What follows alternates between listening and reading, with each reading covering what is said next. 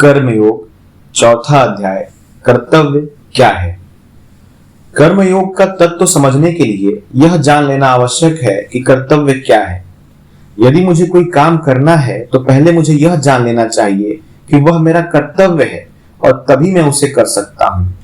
विभिन्न जातियों में, विभिन्न देशों में इस कर्तव्य के संबंध में भिन्न भिन्न धारणाएं हैं। एक मुसलमान कहता है कि जो कुछ कुरान शरीफ में लिखा है वही मेरा कर्तव्य है। इसी प्रकार एक हिंदू कहता है कि जो कुछ मेरे वेदों में लिखा है वही मेरा कर्तव्य है। फिर एक ईसाई की दृष्टि में जो कुछ उसकी बाइबल में लिखा है वही उसका कर्तव्य है। इससे हमें स्पष्ट दिख पड़ता है कि जीवन में अवस्था, काल एवं जाति के भेद से कर्तव्य के संबंध में धारणाएं भी बहुविध होती हैं। अन्य सार्वभौमिक भावसूचक शब्दों की तरह कर्तव्य शब्द की भी ठीक ठीक व्याख्या करना दुरूह है। व्यवहारिक जीवन में उसकी परिणति तथा उसके फलाफलों द्वारा ही हमें उसके संबंध में कुछ धारणा हो सकती है। जब हमारे सामने कुछ बातें घटित होती हैं तो हम सब लोगों में उस संबंध में एक विशेष रूप से कार्य करने की स्वाभाविक अथवा पूर्व संस्कार अनुयायी प्रवृत्ति उदित हो जाती है और प्रवृत्ति के उदित होने पर मन उस घटना के संबंध में सोचने लगता है। कभी तो वह यह सोचता है कि इस प्रकार की अवस्था में इसी तरह कार्य करना उचित है, फिर किसी दूसरे समय उसी प्रकार की अवस्था होने पर भी पूर्वोक्त रूप से कार्य करना अनुचित प्रतीत होता है। कर्तव्य के संबंध में सर्वत्र साधारण धारणा यही देखी जाती है कि सत्पुरुष गण अपने विवेक के आदेशानुसार कर्म किया करते हैं, परंतु वह क्या है जिससे कर्म कर्तव्य बन जाता है। जीने मरने की समस्या के समय एक ईसाई के सामने गोमांस का एक टुकड़ा रहने पर भी यदि वह अपनी प्राण रक्षा के लिए उसे नहीं खाता अथवा किसी दूसरे मनुष्य के प्राण बचाने के लिए वह मांस नहीं दे देता तो उसे निश्चय ही ऐसा लगेगा कि उसने अपना कर्तव्य नहीं किया। परंतु इसी अवस्था में यदि एक हिंदू स्वयं वह गोमांस का टुकड़ा खा ले अथवा किसी दूसरे हिंदू को दे दे तो अवश्य उसे भी ठीक उसी प्रकार यह लगेगा कि उसने अपना कर्तव्य नहीं किया। हिंदू जाति की शिक्षा तथा संस्कार ही ऐसे हैं जिनके कारण उसके हृदय में ऐसे भाव जागृत हो जाते हैं। पिछली शताब्दी में भारतवर्ष में डाकुओं का एक मशहूर दल था जिन्हें लोग ठग कहते थे। वे किसी मनुष्य को मार डालना अथवा उसका धन छीन लेना अपना कर्तव्य समझते थे। वे जितने अधिक मनुष्य को मारने में समर्थ होते थे उतना ही अपने को श्रेष्ठ समझते थे। साधारणतया यदि एक मनुष्य सड़क पर जाकर किसी दूसरे मनुष्य को बंदूक से मार डाले तो निश्चय ही उसे यह सोचकर दुख होगा कि कर्तव्य भ्रष्ट हो, उसने अनुचित कार्य कर डाला। परंतु यदि वही मनुष्य एक फौज में सिपाही की हैसियत से एक नहीं बल्कि 20 आदमियों को मार डाले तो उसे यह सोचकर अवश्य प्रसन्नता होगी कि उसने अपना कर्तव्य बहुत सुंदर ढंग से निभाया। इस प्रकार यह स्पष्ट है कि केवल किसी कार्य विशेष का विचार करने से ही हमारा कर्तव्य निर्धारित नहीं होता। अतएव केवल बाह्य कार्यों के आधार पर कर्तव्य की व्याख्या करना नितांत असंभव है। अमुक कार्य कर्तव्य है तथा अमुक अकर्तव्य। कर्तव्य और अकर्तव्य का इस प्रकार विभाग निर्देश नहीं किया जा सकता, परंतु फिर भी आंतरिक दृष्टिकोण से कर्तव्य की व्याख्या हो सकती है। यदि किसी कर्म द्वारा भगवान की ओर हम बढ़ते हैं तो वह सत्कर्म है और वह हमारा कर्तव्य है, परंतु जिस कर्म द्वारा हम नीचे गिरते हैं वह बुरा है, वह हमारा कर्तव्य नहीं है।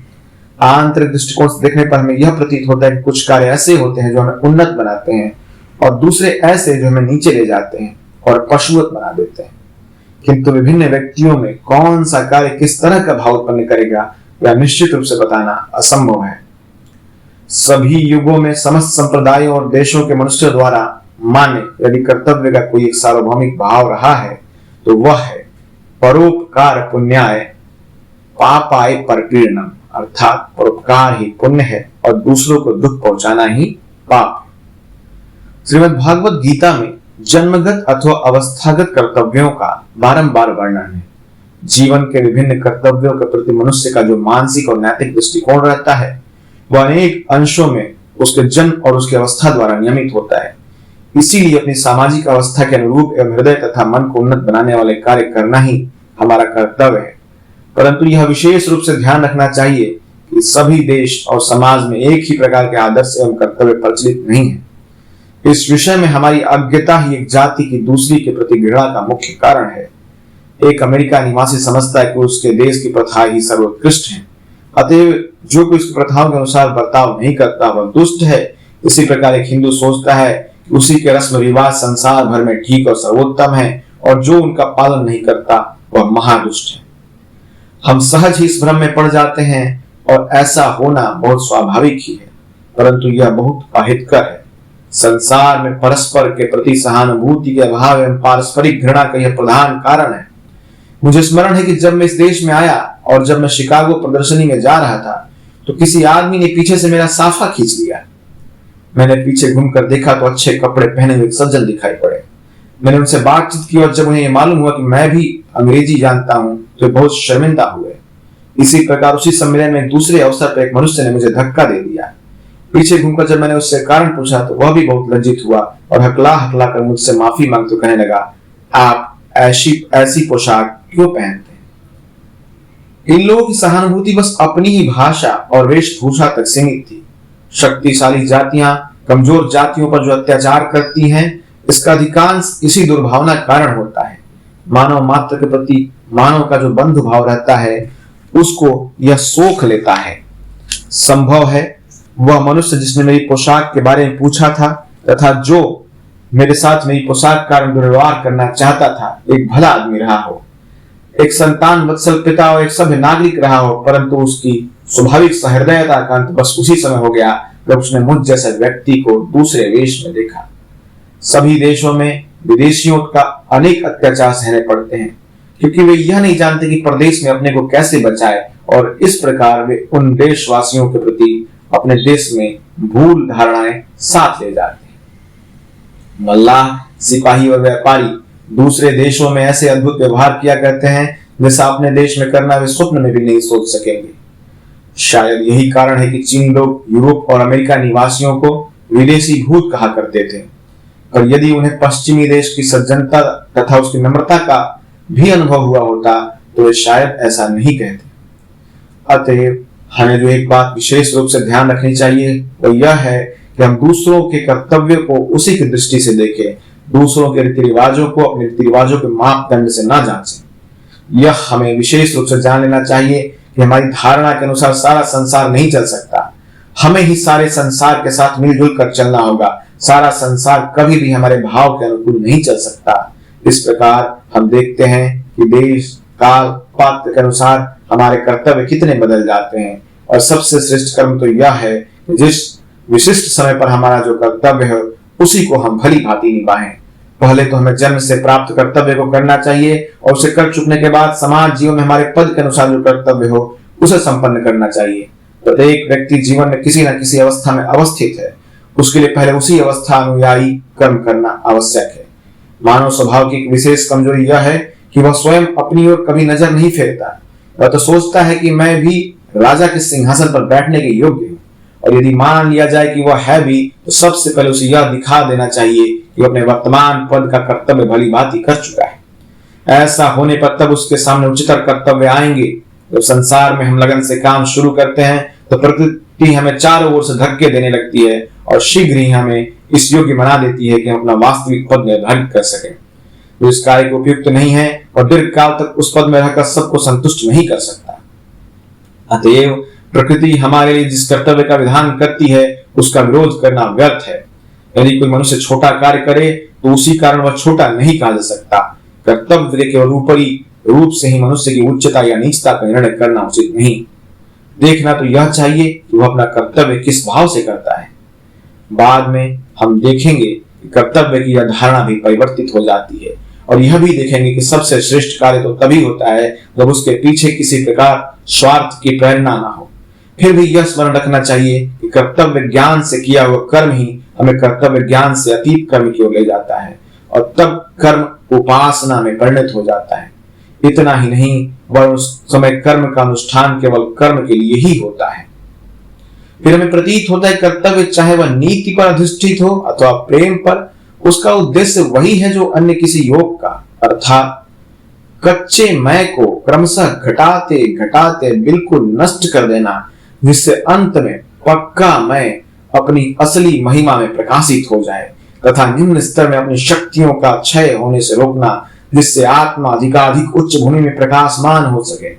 नीच वासनाओं के उदय होने पर भी यदि हम उन्हें वश में ले आए तो उससे हमारी आत्मा की महिमा का विकास होता रहता है। कर्तव्य पालन में भी स्वार्थ त्याग की आवश्यकता अनिवार्य है। इसी प्रकार ज्ञान अथवा ज्ञान व सारी समाज संस्था संगठित हुई है और मानव एक कार्य क्षेत्र है, सत असत की एक परीक्षा भूमि है। इस कार्य क्षेत्र में स्वार्थपूर्ण वासनाओं को धीरे धीरे कम करते हुए हम मनुष्य के प्रकृति स्वरूप के अनंत विकास का पथ खोल देते हैं। पर कर्तव्य का पालन शायद ही कभी मधुर होता हो। कर्तव्य चक्र तभी हल्का और आसान से चलता है जब उसके पहियों में प्रेम रूपी चिकनाई लगी रहती है, नहीं तो यह निरंतर एक घर्षण सा ही है। यदि ऐसा न हो तो माता पिता अपने बच्चों के प्रति, बच्चे अपने माता पिता के प्रति, पति अपनी स्त्री के प्रति तथा स्त्री अपने पति के प्रति अपना कर्तव्य कैसे निभा सकेंगे? क्या इस घर्षण के उदाहरण हमें अपने दैनिक जीवन में सदैव दिखाई नहीं देते? कर्तव्य पालन की मधुरता प्रेम में ही है और प्रेम का विकास केवल स्वतंत्रता में ही होता है। परंतु सोचो तो सही, इंद्रियों का, क्रोध का, ईर्ष्या का तथा मनुष्य के जीवन में प्रतिदिन होने वाली अन्य सैकड़ों छोटी छोटी बातों का गुलाम होकर रहना क्या स्वतंत्रता है? अपने जीवन के इन सब क्षुद्र संघर्षों में सहिष्णुता धारण करना ही स्वतंत्रता का सर्वोच्च अभिव्यक्ति है। स्त्रियां स्वयं अपने चिड़चिड़े एवं ईर्ष्यापूर्ण स्वभाव की गुलाम होकर अपने पतियों को दोष दिया करती हैं। वे दावा करते हैं कि हम स्वाधीन हैं, परंतु वे यह नहीं जानती कि ऐसा करने से वे स्वयं को मेरी गुलाम सिद्ध कर रही हैं। और यही हाल उन पतियों का भी है जो सदैव अपनी स्त्रियों में दोष देखा करते हैं। पवित्र ही स्त्री और पुरुष का सर्वप्रथम धर्म है। ऐसा उदाहरण शायद ही कहीं हो कि एक पुरुष, वह चाहे कितना भी पथभ्रष्ट क्यों ना हो गया हो, अपनी नम्र, प्रेम पूर्ण तथा पतिव्रता स्त्री द्वारा ठीक रास्ते पर न लाया जा सके। संसार अभी भी उतना गिरा नहीं है। हम बहुधा संसार में बहुत से निर्दय पतियों तथा पुरुषों के भ्रष्टाचरण के बारे में सुनते रहते हैं, परंतु क्या यह बात सही नहीं है कि संसार में उतनी ही निर्दय तथा भ्रष्ट स्त्रियां भी हैं? यदि अमेरिका की सभी स्त्रियां इतनी शुद्ध और पवित्र होती जितना कि वे दावा करती हैं, तो मुझे पूरा विश्वास है कि समस्त संसार में एक भी पवित्र मनुष्य न रह जाता है। ऐसा कौन सा पाश्विक भाव है जिसे पावित्र और सतीत्व पराजित न कर सके? एक शुद्ध पतिव्रता स्त्री जो अपने पति को छोड़कर अन्य सब पुरुषों को पुत्रवत समझती है तथा उनके प्रति माता का भाव रखती है, धीरे धीरे अपनी पवित्रता की शक्ति में इतनी उन्नत हो जाएगी कि वह एक अत्यंत पाश्विक प्रवृत्ति वाला मनुष्य भी उसके सानिध्य में पवित्र वातावरण का अनुभव करेगा। इसी प्रकार प्रत्येक पति को अपनी स्त्री को छोड़कर अन्य सभी स्त्रियों को अपनी माता, बहन और पुत्री के समान देखना चाहिए, विशेषकर उस मनुष्य को जो धर्म का प्रचारक होना चाहता है। यह आवश्यक है कि प्रत्येक स्त्री को मातृवत देखे, उसके साथ उसी अनुसार व्यवहार करे। मातृपद ही संसार में सबसे श्रेष्ठ पद है, क्योंकि यही एक ऐसा पद है जिससे अधिक से अधिक निस्वार्थता की शिक्षा प्राप्त हो सकती है। निस्वार्थ कार्य किया जा सकता है। केवल भगवत प्रेम ही माता के प्रेम से उच्च है, अन्य सब तो निम्न श्रेणी के हैं। माता का कर्तव्य है कि पहले वह अपने बच्चे को सोचे और फिर अपना, परंतु उसके बजाय यदि माता पिता सर्वदा पहले अपने ही बारे में सोचे तो फल यह होगा कि उनमें तथा उनके बच्चों में वही संबंध स्थापित हो जाएगा जो चिड़ियों तथा उनके बच्चों में होता है। चिड़ियों के बच्चे जब उड़ने योग्य हो जाते हैं तो अपने माँ बाप को पहचानते तक नहीं। वास्तव में वह पुरुष धन्य है जो स्त्री को ईश्वर के मातृभाव की प्रतिमूर्ति समझता है, और वह स्त्री भी धन्य है जो पुरुष के ईश्वर को पितृभाव की प्रतिमूर्ति मानते हैं। तथा वे बच्चे भी धन्य है जो अपने माता पिता को भगवान का ही रूप मानते हैं। हमारी उन्नति का एकमात्र उपाय यह है कि हम पहले वह कर्तव्य करें जो हमारे हाथ में है, और इस प्रकार धीरे धीरे शक्ति संचय करते हुए क्रमशः हम सर्वोच्च अवस्था को प्राप्त कर सकते हैं। किसी भी कर्तव्य को घृणा की दृष्टि से नहीं देखना चाहिए।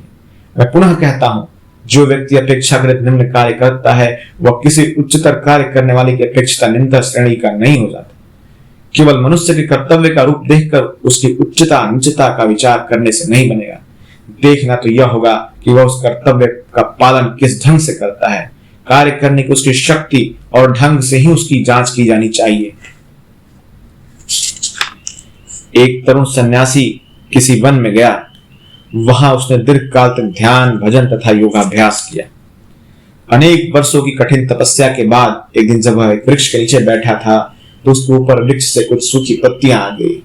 उसने ऊपर निगाह उठाई तो देखा कि एक कौवा और एक बगुला पेड़ पर लड़ रहे हैं। यह देखकर सन्यासी को बहुत क्रोध आ गया। उसने कहा, यह क्या, तुम्हारा इतना साहस कि तुम ये सूखी पत्तियां मेरे सिर पर फेंको? इन शब्दों के साथ सन्यासी की क्रोध आंखों से आग की ज्वाला से निकली और वे बेचारी दोनों चिड़िया उससे जलकर भस्म हो गई। अपने में यह शक्ति देखकर वह सन्यासी बड़ा खुश हुआ। उसने सोचा, वाह, अब तो मैं दृष्टि मात्र से कौवे बगुले को भस्म कर सकता हूं। कुछ समय बाद भिक्षा के लिए वो एक गांव को गया। गांव में जाकर वो एक दरवाजे पर खड़ा हुआ पुकारा, माँ कुछ भिक्षा मिले। भीतर से आवाज आई, थोड़ा रुको मेरे बेटे। सन्यासी ने मन में सोचा, अरे दुष्टा, तेरा इतना साहस कि तुम मुझसे प्रतीक्षा कराए। अब तू भी मेरी शक्ति नहीं जानती। सन्यासी ऐसा सोच ही रहा था, भीतर से फिर एक आवाज आई, बेटा अपने को इतना बड़ा मत समझ, यहाँ ना तो कोई कौवा है और ना बगुला। यह सुनकर सन्यासी को बड़ा आश्चर्य हुआ। बहुत देर तक खड़े रहने के बाद अंत में घर से एक स्त्री निकली और उसे देखकर सन्यासी उसके चरणों पर गिर पड़ा और बोला, माँ तुम्हें यह सब कैसे मालूम हुआ? स्त्री ने उत्तर दिया, बेटा न तो मैं तुम्हारा योग जानती हूँ और न तुम्हारी तपस्या। मैं तो एक साधारण स्त्री हूँ। मैंने तुम्हें इसलिए थोड़ी देर रोका था कि मेरे पतिदेव बीमार हैं और मैं उनकी सेवा शुश्रूषा में संलग्न थी। यही मेरा कर्तव्य है। सारे जीवन भर मैं इसी बात का यत्न करती रही हूँ कि मैं अपने कर्तव्य का पूर्ण रूप से निर्वाह कर सकूं। जब मैं अविवाहित थी तब मैंने अपने माता पिता के प्रति कन्या का कर्तव्य पालन किया और अब जब मेरा विवाह हो गया है तो मैं अपने पतिदेव के प्रति पत्नी का कर्तव्य करती हूँ। बस यही मेरा योगाभ्यास है। अपना कर्तव्य करने से ही मेरे दिव्य चक्षु खुल गए हैं, जिससे मैंने तुम्हारे विचारों को जान लिया और मुझे इस बात का भी पता चल गया कि तुमने वन में क्या किया है।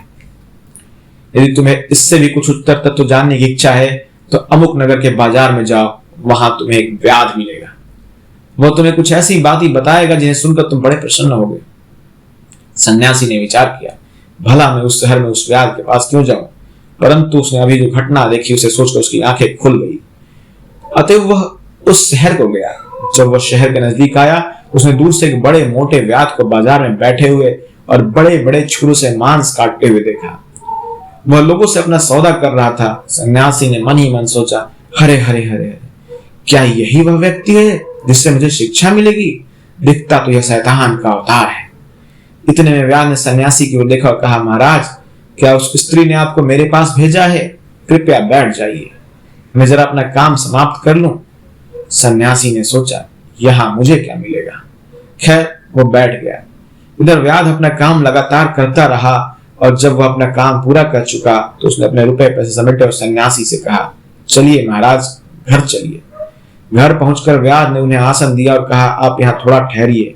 व्याध अपने घर में चला गया। उसने अपने वृद्ध माता पिता को स्नान कराया, उन्हें भोजन कराया और उन्हें प्रसन्न करने के लिए जो कुछ कर सकता था किया। उसके बाद वो सन्यासी के पास आया और कहा, महाराज आप मेरे पास आए हैं, अब बताइए मैं आपकी क्या सेवा कर सकता हूँ।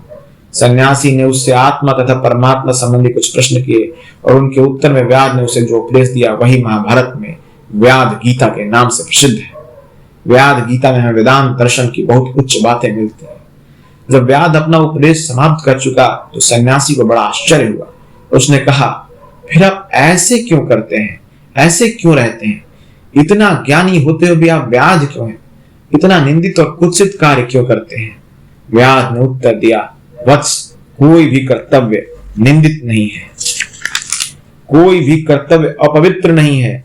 मैं जन्म से ही इसी परिस्थिति में हूं, यही मेरा प्रारब्ध लब्ध कर्म है। बचपन से ही मैंने यह व्यापार सीखा है, परंतु इसमें मेरी आसक्ति नहीं है। कर्तव्य के नाते मैं इसे उत्तम रूप से किए जाता हूँ। मैं गृहस्थ के नाते अपना कर्तव्य समझता हूँ। अपने माता पिता को प्रसन्न रखने के लिए जो कुछ मुझसे बन पड़ता है करता हूँ। न तो मैं तुम्हारा योग जानता हूँ और न मैं कभी सन्यासी हुआ। संसार छोड़कर मैं कभी वन में नहीं गया, परंतु फिर भी जो कुछ तुमने मुझसे सुना तथा देखा वह सब मुझे अनासक्त भाव से अपनी अवस्था के अनुरूप कर्तव्य का पालन करने से प्राप्त हुआ है। भारतवर्ष में एक बहुत बड़े महात्मा हैं। पौहारी बाबा एक प्रसिद्ध महात्मा थे जिनका आश्रम गाजीपुर में था। स्वामी विवेकानंद जी कृत इनका एक संक्षिप्त जीवन चरित्र भी है जो हिंदी में रामकृष्ण मठ नागपुर द्वारा प्रकाशित हुआ है। भारतवर्ष में एक बहुत बड़े महात्मा हैं। अपने जीवन में मैंने जितने बड़े बड़े महात्मा देखे उनमें से वे एक है। वो एक बड़े अद्भुत व्यक्ति हैं। कभी किसी को उपदेश नहीं देते। यदि तुम उनसे कोई प्रश्न पूछो भी तो भी वे उसका उत्तर नहीं देते। गुरु का पद ग्रहण करने से बड़े संकुचित होते हैं। यदि तुम उनसे आज एक प्रश्न पूछो और उसके बाद कुछ देर प्रतीक्षा करो तो किसी दिन अपनी बातचीत में उस प्रश्न को उठाकर उस पर बड़ा सुंदर प्रकाश डालते हैं। उन्होंने मुझे एक बार कर्म का रहस्य बताया था। उन्होंने कहा, साधन और सिद्धि को एक रूप समझो, अर्थात साधना काल में साधन में ही मन प्राण अर्पण कर कार्य करो, क्योंकि उसकी चरम अवस्था का नाम ही सिद्धि है। जब तुम कोई कर्म करो तब अन्य किसी बात का विचार ही मत करो, उसे उपासना के, बड़ी से बड़ी उपासना के बतौर करो और उस समय तक के लिए उसमें अपना सारा तन मन लगा दो। यही बात हमने उपरोक्त कथा में भी देखी है। व्याध एवं वह स्त्री दोनों ने अपना अपना कर्तव्य बड़ी प्रसन्नता से तथा तन्मय होकर किया और उसका फल यह हुआ कि उन्हें दिव्य ज्ञान प्राप्त हुआ। इससे हमें यह स्पष्ट प्रतीत होता है कि जीवन की किसी भी अवस्था में कर्म फल में बिना आसक्ति रखे यदि कर्तव्य उचित रूप से किया जाए तो उससे हमें परम पद की प्राप्ति होती है। कर्म फल में आसक्ति रखने वाला व्यक्ति अपने भाग्य में आए हुए कर्तव्य पर भिन्न भिन्नाता है। अनासक्त पुरुष को सब कर्तव्य एक समान है। फिर से कर्म फल में आसक्ति रखने वाला व्यक्ति अपने भाग्य में आए हुए कर्तव्यों पर भिन्न भिन्नाता है। अनासक्त पुरुष को सब कर्तव्य एक समान है। उसके लिए तो वे कर्तव्य स्वार्थपरता तथा इंद्रिय परायणता को नष्ट करके आत्मा को मुक्त कर देने के लिए शक्तिशाली साधन है। हम अपने कर्तव्य पर जो भिन्न भिन्नाते हैं उसका कारण यह है कि हम सब अपने को बहुत समझते हैं और अपने को बहुत योग्य समझते हैं, यद्यपि हम वैसे हैं नहीं। प्रकृति ही सदैव कड़े नियम से हमारे कर्मों के अनुसार उचित कर्म फल का विधान करती है। इसमें तनिक भी हेरफेर नहीं हो सकता और इसलिए अपनी ओर से चाहे हम किसी कर्तव्य को स्वीकार करने के लिए भले ही अनिच्छुक हों, फिर भी वास्तव में हमारे कर्म फल के अनुसार ही हमारे कर्तव्य निर्दिष्ट होंगे। स्पर्धा से ईर्ष्या उत्पन्न होती है और उससे हृदय की कोमलता नष्ट हो जाती है। असंतुष्ट तथा तकरारी पुरुष के लिए सभी कर्तव्य नीरस होते हैं। उसे तो कभी भी किसी चीज से संतोष नहीं होता और फल स्वरूप उसका जीवन दूभर हो उठता है। उसका जीवन दूभर हो उठना और असफल हो जाना स्वाभाविक ही है।